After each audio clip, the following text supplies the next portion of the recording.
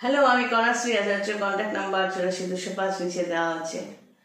আজকের সাবজেক্টটা হচ্ছে যে ওই আগের এই ড্রেসটা পরে যে বাংলা ভিডিওটা করলাম তার সূত্র ধরে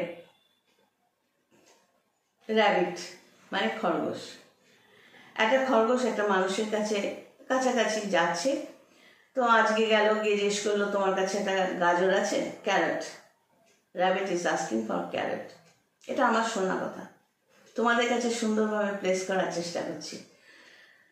তো একটা গাজর চাইতে গেছে, তখন সেই মানুষটি বলল, না নেই, তুই যা এখান থেকে। সেকেন্ড দিন র্যাবিট আবার গেল, খাবার খুঁজে পাচ্ছে না।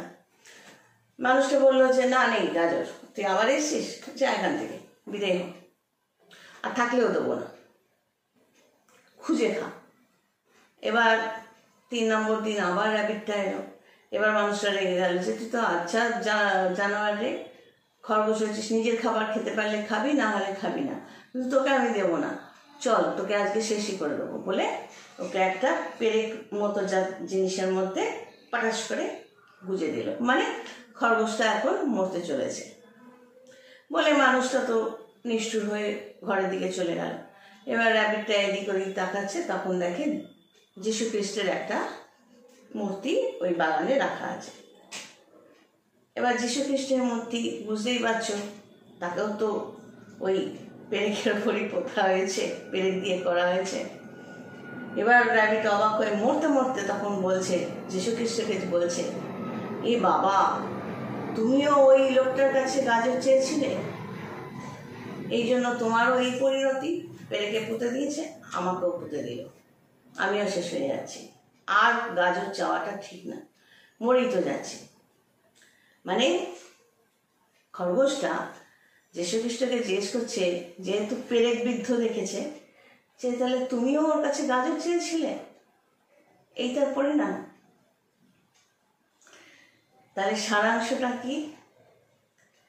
মানুষকে বুঝতে হয়, যে কোনো মানুষের কাছে চাইতে নেই, তুমি কোন মানে কার কাছে যাবে হেল্প চাওয়ার জন্য, এবং তার জন্য সেটা কতটা বুদ্ধির ওপর নির্ভর করে।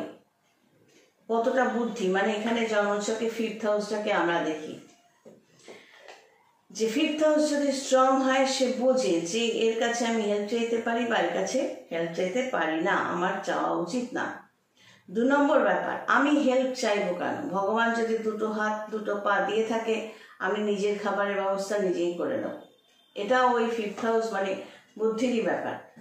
আর 3 নম্বর হচ্ছে অ্যাজাম্পশন, মানে তুমি যেটা দেখলে, তুমি যেরকম, তুমি সেরকমই মনে করে বসলে। র্যাবিট মানে খরগোশ জিসাস মানে যীশু খ্রিস্টকে দেখে সে তার চিন্তাধারা অনুযায়ী মনে করে বসলো যে জিসাসও যীশু খ্রিস্ট ওই লোকটার কাছে গাজর চেয়েছিল এবং তাকে ওইভাবে পেরেক দিয়ে পুঁতে দেওয়া হয়েছে। তো তুমি কি ভাবছো, কি ভাবতে পারো, সেটা নির্ভর করবে তোমার 5th হাউস মানে তোমার শিক্ষা দীক্ষা বুদ্ধিমত্তা, তোমার নলেজ, তোমার অভিজ্ঞতার উপর নির্ভর করবে তুমি কোন ব্যাকগ্রাউন্ড থেকে এসছো, তোমার মধ্যে অ্যাকচুয়ালি কিছু কোয়ালিটি আছে কিনা, এগুলোর উপর নির্ভর করে। সব 5th হাউস থেকে লগ্ন সাপেক্ষে, অ্যান্টি ক্লকওয়াইজ, লগ্ন রাশি সাপেক্ষে অ্যান্টি ক্লকওয়াইজ 5th হাউস। এই 5th হাউস থেকে নির্ভর করে যে তুমি কিরকম ভাবনা চিন্তা করতে পারো। সবাই ভালো থেকো, God bless and take care.